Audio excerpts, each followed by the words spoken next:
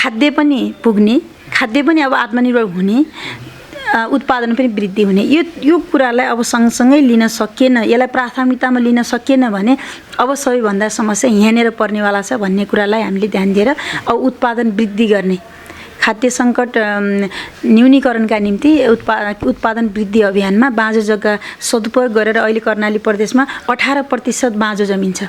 18% बाँझो जमिन भनेको 83,000 हेक्टर जमिन हामी कहाँ बाँझो जमिन छ। 83,000 हेक्टर जमिनलाई हामीले, त्यो पनि खेतीयोग्य जमिन हो, खेतीयोग्य जमिन, खेती नयोग्य जमिन पनि त छ बाँझो, तर खेतीयोग्य जमिन नै 18% बाँझो छ। त्यो जमिनलाई हामीले सदुपयोग गर्ने बित्तिकै र उत्पादनमा लिने बित्तिकै हामी आत्मनिर्भर हुने हामीले मतलब तथ्याङ्क त्यसरी निकालेका छौँ। त्यसो हुँदा अब हाम्रो मन्त्रालयको र कर्णाली प्रदेश सरकारको विशेष अब अनुरोध साझा हिसाबले सबै पार्टीहरू आफ्ना कार्यकर्ताहरूलाई, आफ्ना जरुरी सङ्गठनहरूलाई यो अभियानमा होमौँ, उत्पादन वृद्धि गर्ने अभियानमा लागौँ, उत्पादनमा समाहित गरौँ हाम्रा पार्टीका आफ्ना कार्यकर्ताहरूलाई। यसरी सबै राजनीतिक दलहरूलाई मेरो अनुरोध छ, विशेष आग्रह छ। र त्यसै गरी सहकारीहरू छन्, नागरिक समाज छ, पत्रकार साथीहरू हुनुहुन्छ, जति हामी छौँ नि कर्णालीवासी सबै अब उत्पादनमा लाग्ने खालको कार्यक्रम कसरी बनाउने, कसरी लाग्ने, त्यसका निम्ति हामी बाँझो जमिन पहिलो कुरा आफैले बाँझो जमिन सदुपयोग गर, त्यो सक्दैन सन्धियारलाई देऊ, त्यो पनि सकिँदैन अब समूह सहकारीहरूले लिन्छन्, युवाहरूको टिमले लिन्छ। त्यसका निम्ति प्रदेश सरकारले जस्तो लिजको व्यवस्था गर्ने, लिजमा अनुदानको व्यवस्था गर्ने, यान्त्रिकरणको उपलब्धता गराउने, मलको उपलब्धता गराउने, बिउको उपलब्धता गराउने र त्यसको बजारको त टेन्सनै छैन, खानै प्रदेश सरकार मगन्ते हुनुपर्ने, सङ्घीय सरकार र स्थानीय सरकार पावरफुल सरकार हुनुपर्ने कहीँ जरुरी छैन। संवैधानिक अधिकार अनुसार आफ्ना आफ्ना अधिकार क्षेत्रको प्रयोग गर्ने कुरा हो।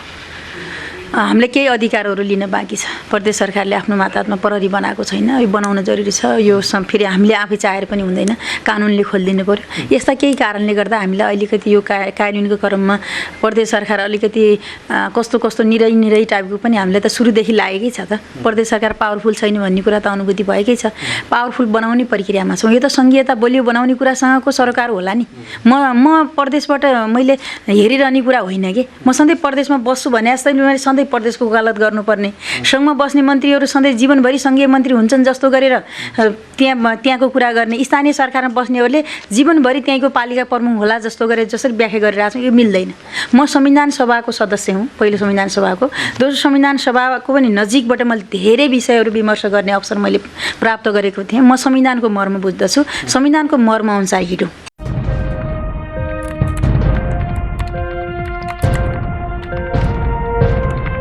सेरोफेरो संवादमा यहाँलाई हार्दिक स्वागत छ। म गणेश ओली। हामीले सेरोफेरो संवादमा विभिन्न विषयमा विभिन्न अतिथिहरूसँग कुराकानी गर्ने गर्छौँ र आज हामीले कर्णाली प्रदेश सरकारका भूमि व्यवस्था, कृषि तथा सहकारी मन्त्री एवं कर्णाली सरकारका प्रवक्ता माननीय विमला केसीसँग विभिन्न विषयमा कुराकानी गर्न गइरहेका छौँ। खास गरी लकडाउनसँगै कृषि क्षेत्रमा प्रभाव परेको देखिन्छ र कर्णाली सरकारको पनि नीति तथा कार्यक्रम चाहिँ जेठको 11 गते आउँदैछ। त्यो सन्दर्भमा कर्णाली सरकारले अब कोरोना प्रभावमा परेको कृषि क्षेत्रलाई कसरी माथि उठाउने योजना गरिरहेछ, त्यो विषयमा सँगसँगै सरकारका विभिन्न गतिविधिका विषयमा आज हामी कुराकानी गर्न गइरहेका छौँ। हामी मन्त्रीज्यूलाई स्वागत गर्नतर्फ लाग्छौँ। स्वागत छ मन्त्रीज्यू। हजुर। चैत्र 11 गतेदेखि सुरु भएको लकडाउन अहिलेसम्म कायमै छ। 7औं पटक चाहिँ बन्दाबन्दी नेपाल सरकारले चाहिँ गरेको अवस्था छ। त्यसले गर्दाखेरि कृषि क्षेत्रमा ठुलो प्रभाव परेको सुन्न आउँछ र कृषकहरूले पनि त्यो खालको चाहिँ कुराहरू गरिरहेछन्। यसरी हेर्दाखेरि तपाईँ कर्णाली प्रदेशको भूमि व्यवस्था, कृषि सहकारी मन्त्रीको हैसियतले, कृषिको खास गरी विभागीय मन्त्रीको हिसाबले कृषकहरूलाई परेको अप्ठ्यारो समस्याहरूको विषयमा कति जानकारी हुन्छ, त्योबाट कुराकानीको आरम्भ गरौँ। यो निकै महत्त्वपूर्ण विषय हो। भोकले रोगसँग लड्न सकिँदैन। रोगले निम्त्याएको भोकका विरुद्ध रोग सँगसँगै लड्ने योजना नबनाउने हो भने तीनवटै सरकारहरू भोकसँग लड्न धेरै मुस्किल हुन्छ, जबकि त्यति लड्न गाह्रो हुँदैन रोगसँग। भोको पेटले रोगसँग लड्न सक्दैन र रोगभन्दा लड्न जटिल भनेको भोकसँगै हो। त्यसैले नेपाल नितान्त आयातित देश हो, आयातमा भर पर्ने देश हो। हामी कागतीसम्म खुर्सानीसम्म किन्नुपर्ने देशका मान्छे पऱ्यौँ। त्यसो हुँदा उत्पादन त अहिले बाहिरका देशहरूले भएन दिने हुन्। लकडाउनको असर र कोरोनाको असर त विश्वव्यापी रूपमा परेको छ। अहिले पनि तराईतिर इन्डियामै पनि उत्पादन समयमा गर्न नसक्ने अवस्था बनि नै सक्यो। यो लकडाउनले त्यसपछि मतलब कोरोनाको आतङ्कले गर्दा मान्छेहरू बारीमा किन जान्छन्? उसलाई त बाँच्न इच्छा छ, त्यस कारणले उसले किसानले पनि खेतीपाती गर्न सहज रूपमा गर्न सक्ने अवस्था छैन र अहिले पनि तराईतिर 2 नम्बर प्रदेशतिर अब बिउ राख्नुपर्ने बेला बिउ राख्न सकिरहेको अवस्था छैन। अब यस्तै कर्णाली प्रदेशमा ठुलो भयावह स्थिति छैन। अब एउटा मान्छेमा सङ्क्रमण हुँदा त अलिकति आतङ्क जस्तो देखिन्छ भने अलिकति केही मान्छेहरूमा सङ्क्रमण बढ्न बित्तिकै यहाँ पनि सहज स्थिति हुँदैन। मान्छे बरु जे पर्ला अब घरभित्रै बस्नुपर्छ भन्ने खालको स्थिति बन्छ र किसानहरू सहज रूपमा बारीमा जान सकेनन् भने उत्पादन बढ्दैन, घट्छ। त्यसैले अहिले विश्वव्यापी रूपमै खाद्य सङ्कट पर्ने कुरा निश्चितै छ।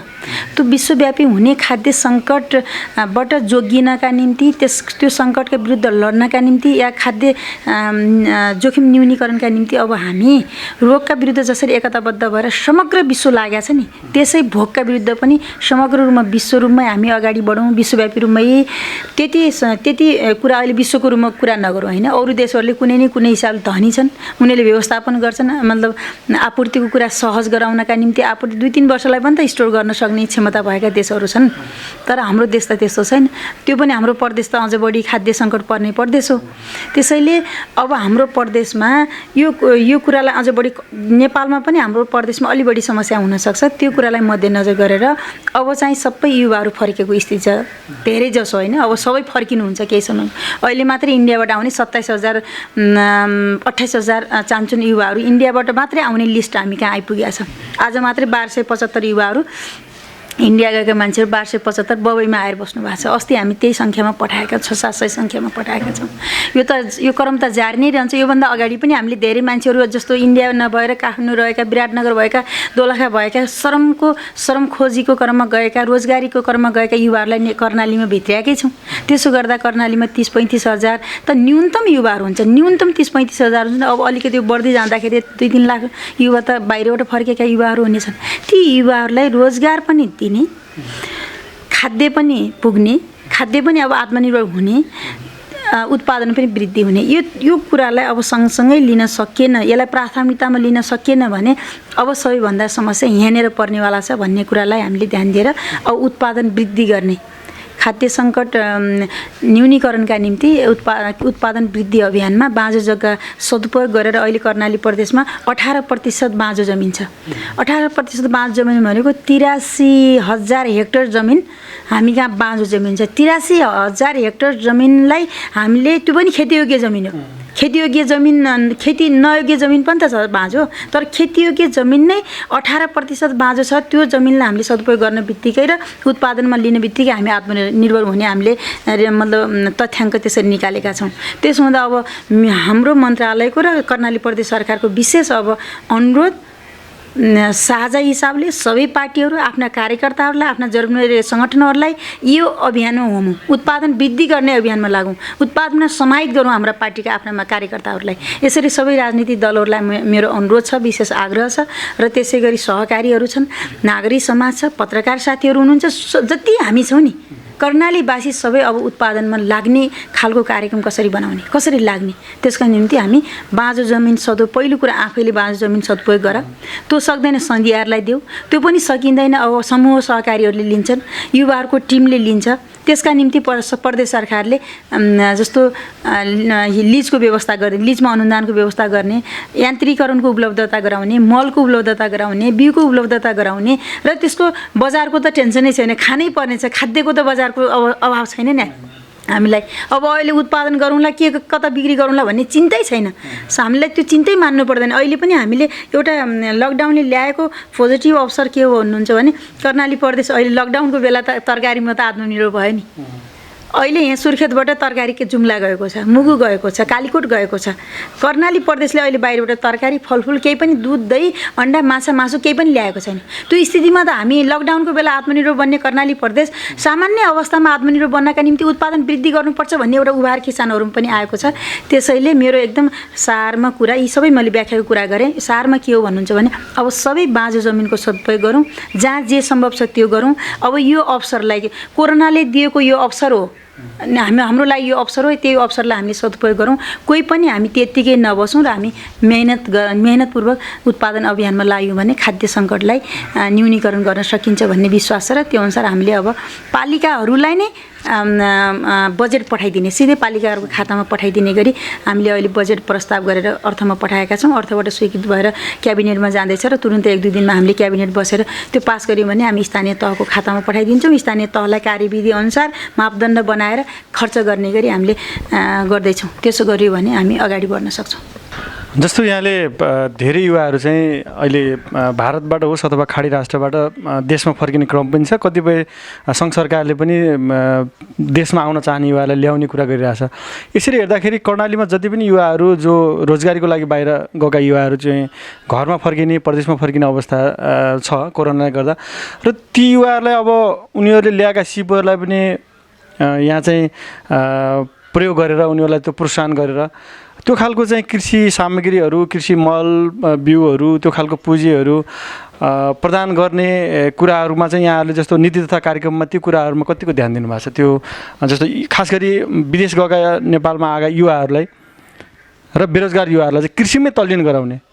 अब नीतिको हिसाबले अहिले हाम्रो सरकारको, सङ्घीय सरकारको पनि त्यही नै बोलिएको छ। अब प्रदेश सरकार, स्थानीय सरकारहरूको अब जोड पनि हामी स्वास्थ्य, उत्पादन, रोजगार, यो 3वटा चिजमा हाम्रो जोड जानुपर्छ। त्यही हिसाबले हामीले छलफल चलाएका छौँ। नीतिको ड्राफ्ट पनि गरिसकेका छौँ। अब तुरुन्तै नीति कार्यक्रम पनि हाम्रो कर्णाली प्रदेश सरकारले ल्याइ नै हाल्छ। त्योबाट हेर्दाखेरि अब हामी युवाहरू तपाईँले भने जस्तै बाहिरबाट गएर आएको सिप पनि त छ, सिक्नु भएको छ नि, केही न केही अनुभव त छ। उहाँहरू बाहिर गएर आएपछि मेहनती र लगनशील बनेको पनि देख्छौँ हामीले युवाहरूको। त्यो उहाँहरूको सिप क्षमतालाई हेरेर कृषिमा मात्रै होइन, उद्यमको क्षेत्रमा पनि लगानी गर्नुपर्छ। कृषिले मात्रै हुन्छ भन्ने पनि होइन, बढीभन्दा बढी क्षेत्र कृषि हो। कृषि सँगसँगै कृषिजन्य उद्यम, जडीबुटीजन्य उद्यमहरू यतातिर पनि लगाउने गरी अब हाम्रो जस्तो सहकारीहरूको पैसो छ नि, विकेन्द्रित पैसोलाई केन्द्रित सहकारीका माध्यमबाट केन्द्रित गरेको पैसालाई त्यस्तो उद्यम सेक्टरमा लगाउने, विशेषीकृत सहकारी बनाएर विशेषीकृत सहकारी मार्फत हामीले जस्ता कार्यक्रमहरू गर्न थाल्यौँ भने हामी आफै उद्यमशील पनि त बन्छौँ। उद्योगहरू साना साना उद्योग नबनाइकन फेरि ठुला उद्योग बन्दैनन् कि, त्यसैले साना साना उद्योगहरूको पनि अब आवश्यकता हो र त्यतातिर युवाहरूलाई लिने गरी अबको कार्यक्रममा हामीले प्राथमिकताका साथ नै अगाडि बढाउने सोच बनाएका छौँ। यहाँसँग योभन्दा अगाडिको कुराकानीको क्रममा चाहिँ यहाँले भन्नुभएको थियो वितरणमुखी चाहिँ बजेटहरू मन्त्रालयबाट जाँदैन, प्रदेश सरकारले पनि अनुदानमुखी वितरणमुखी भन्दा पनि त्यसलाई चाहिँ ठोस होइन परिणाम दिने खालका चाहिँ कार्यक्रमहरू चाहिँ हामीले बनाएर समाजमा लग्छौँ अथवा 10वटा जिल्लामा लिन्छौँ भनेर यहाँले चाहिँ प्रतिबद्धता गर्नुभएको थियो केही समय अगाडिको कुराकानीमा। अब कहिलेकाहीँ के पनि कुरा आउँछ भने जस्तो अनुदानमुखी भयो, अझै पनि पुरानो जुन तरिकाले चाहिँ पहिलाको कृषि कार्यालयले अथवा क्षेत्रीय कृषि कार्यालयले जसरी चाहिँ वितरण गर्थ्यो त्यो खालले त्यो ट्रेन्डलाई चाहिँ त्यो एउटा खालकोलाई टुटाउन सकिएको अवस्था छैन भन्ने पनि आउँछ। यसमा यहाँ के भन्नुहुन्छ?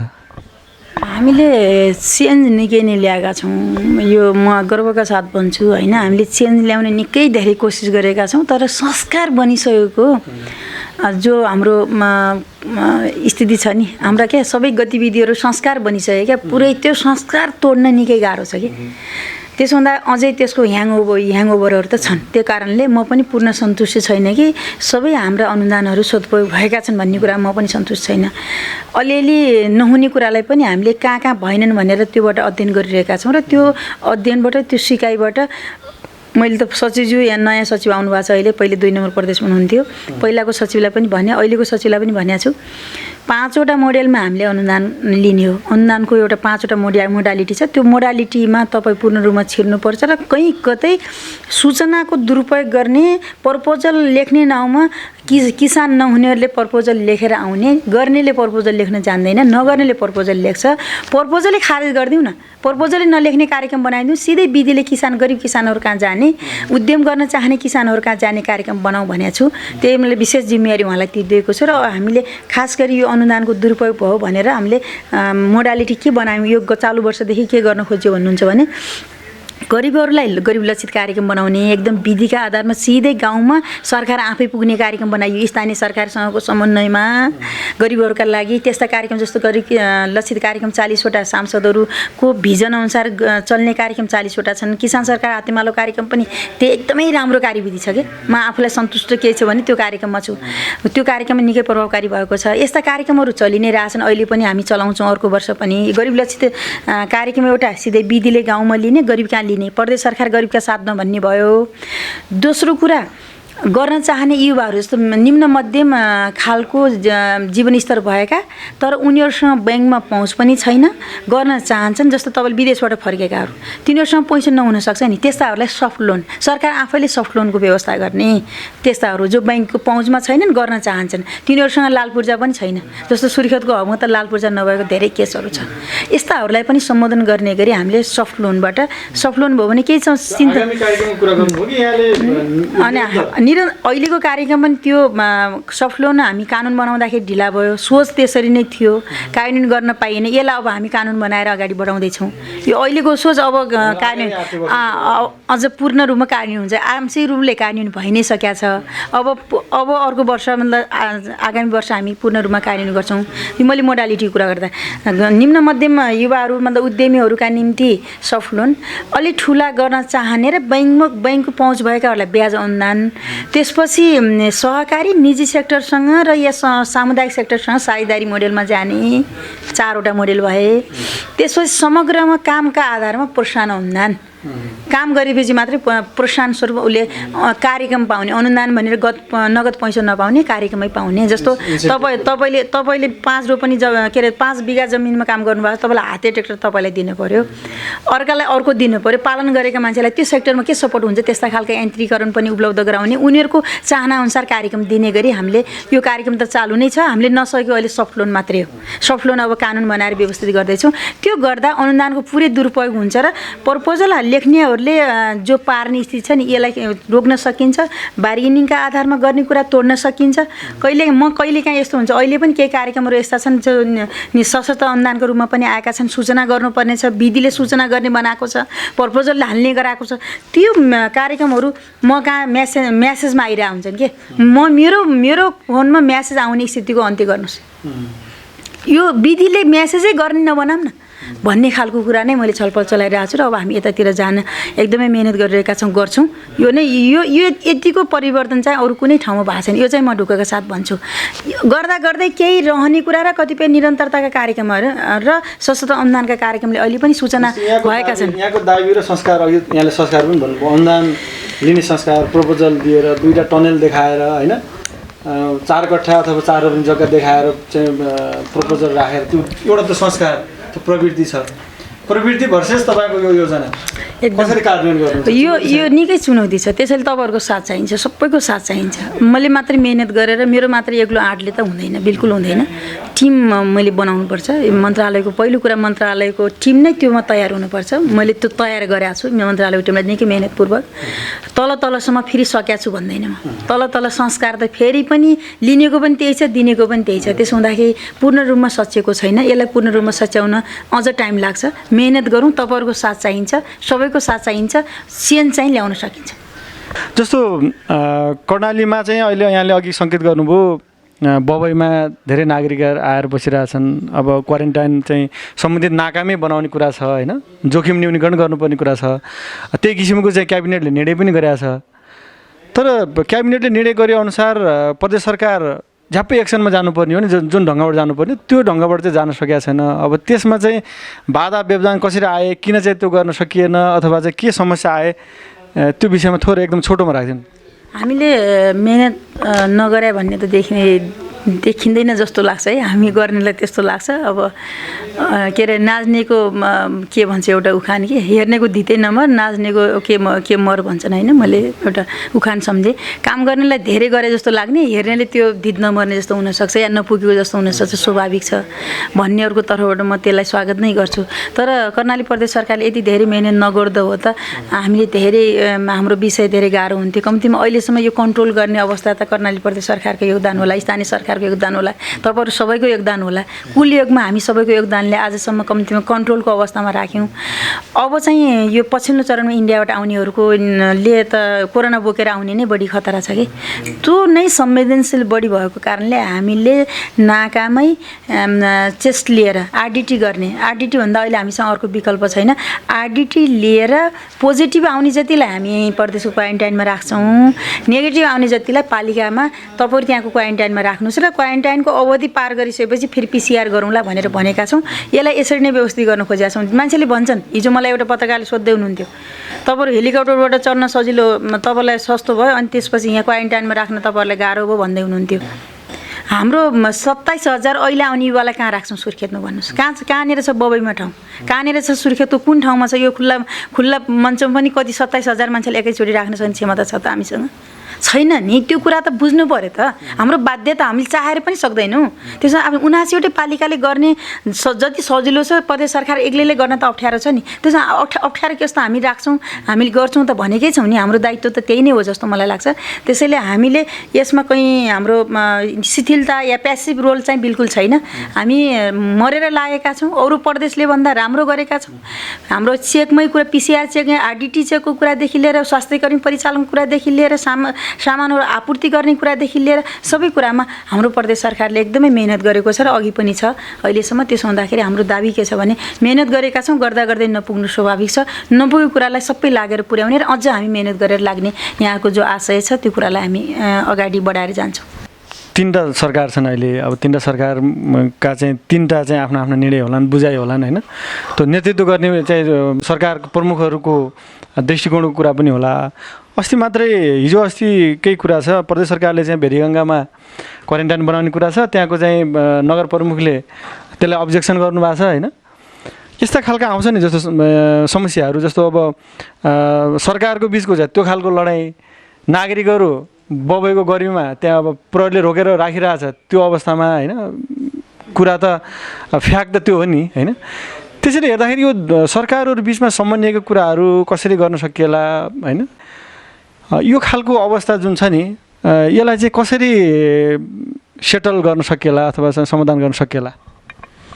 यो सङ्घीयताको सुरुको यो सङ्क्रमणकै चरणमा छौँ। कार्यान्वयनको केही जटिलताहरू, समन्वयका क्रममा केही जटिलताहरू हुने कुरा स्वाभाविक छन् र कामको क्रममा काम गर्दा गर्दै हुने जटिलताहरूलाई हल गर्न सकिन्छ। त्यो गाह्रो विषय होइन। नियतपूर्वक आउने समस्याहरूलाई चाहिँ हल गर्न सकिँदैन, त्यो समयक्रमले हल गर्छ। त्यसको लागि धेरै भनिरहनु पनि पर्दैन, सबैले बुझेको कुरा हो। प्रदेश सरकार मगन्ते हुनुपर्ने, सङ्घीय सरकार र स्थानीय सरकार पावरफुल सरकार हुनुपर्ने कहीँ जरुरी छैन। संवैधानिक अधिकार अनुसार आफ्ना आफ्ना अधिकार क्षेत्रको प्रयोग गर्ने कुरा हो। हामीले केही अधिकारहरू लिन बाँकी छ। प्रदेश सरकारले आफ्नो माताहतमा प्रहरी बनाएको छैन, यो बनाउन जरुरी छ। यो फेरि हामीले आफै चाहेर पनि हुँदैन, कानुनले खोलिदिनु पर्यो। यस्ता केही कारणले गर्दा हामीलाई अलिकति यो कार्यान्वयनको क्रममा प्रदेश सरकार अलिकति कस्तो कस्तो निरै टाइपको पनि हामीलाई त सुरुदेखि लागेकै छ त। प्रदेश सरकार पावरफुल छैन भन्ने कुरा त अनुभूति भएकै छ। पावरफुल बनाउने प्रक्रियामा छौँ। यो त सङ्घीयता बलियो बनाउने कुरासँगको सरकार होला नि। म प्रदेशबाट मैले हेरिरहने कुरा होइन कि, म सधैँ प्रदेशमा बस्छु भने जस्तै मैले सधैँ प्रदेशको वकालत गर्नुपर्ने, सङ्घमा बस्ने मन्त्रीहरू सधैँ जीवनभरि सङ्घीय मन्त्री हुन्छन् जस्तो गरेर त्यहाँको कुरा गर्ने, स्थानीय सरकारमा बस्नेहरूले जीवनभरि त्यहीँको पालिका प्रमुख होला जस्तो गरेर जसरी व्याख्या गरिरहेको छ, यो मिल्दैन। म संविधान सभाको सदस्य हुँ, पहिलो संविधान सभाको। दोस्रो संविधान सभाको पनि नजिकबाट मैले धेरै विषयहरू विमर्श गर्ने अवसर मैले प्राप्त गरेको थिएँ। म संविधानको मर्म बुझ्दछु, संविधानको मर्म अनुसार हिँडौँ, संविधानको मर्म अनुसार र सङ्घीयताको मर्म अनुसार हिँडौँ। यसमा माछा पछि गर्ने कुरा केही जरुरी नै छैन। कतिपय यस्तो अलिकति ल्याग चाहिँ देखियो भन्ने आउँछ नि, जस्तो सरकारहरू जस्तो प्रदेश सरकारले हामी पनि संविधानले हाम्रो पावर कति दिएछ भनेर यहाँहरू चाहिँ त्यो दाबी लिएर बस्नुहुन्छ। स्थानीय सरकार हामी पनि एउटा सरकार हो, संविधानले हामीलाई पनि साझा सूचीमा अधिकार दिएको छ, हाम्रो छुट्टै अधिकार छन् भन्छ, सङ्घले त्यही भन्छ। यो बिचमा यहाँले कति देख्नुहुन्न यसमा एउटा खालको समन्वय गर्ने डायलगबाट चाहिँ एउटा चाहिँ नतिजासम्म पुग्ने भन्ने कुरामा यहाँहरू कन्भिन्स कतिको हुन्छ? त्यस्तो अप्ठ्यारो पनि छैन यहाँ यहाँले देखाए जस्तो अप्ठ्यारो पनि छैन। हामीले काम गर्ने ठाउँ समन्वय गरेकै छौँ, अप्ठ्यारो ठाउँमा एक ठाउँमा भएकै छौँ। अहिले त यो कोरोनाको विरुद्ध त तिनवटा सरकार आफ्नो ठाउँ जुझ्नुपर्ने केही जरुरी छैन। बरु त्यहाँ छिन्चुको कुरा गर्नुभयो, ठाउँ नभएर छिन्चुमा आउनुपर्ने, छिन्चुमा आउँदा जनताको प्रेसर आयो उहाँहरूलाई, त्यहाँको जनप्रतिनिधिलाई यहाँ राख्यो भने कोरोना आउँछ भनेर जनताको प्रेसर आएर उहाँले त्यसो भन्नुभयो होला। उहाँहरूले पनि नगरौँ भन्ने त कहाँ होला र? त्यो कारणले छिन्चुमा त्यस्तो भयो होला।